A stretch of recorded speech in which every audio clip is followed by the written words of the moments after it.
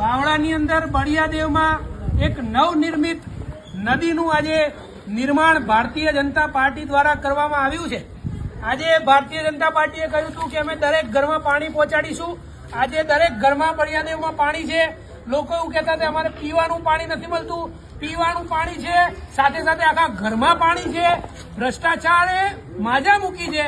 આજે ભારતીય જનતા પાર્ટીના નેતાઓ કરોડો રૂપિયાનો ભ્રષ્ટાચાર કરી નાખ્યો છે, ત્યારે આજે બળિયાદેવની હાલત આવી છે।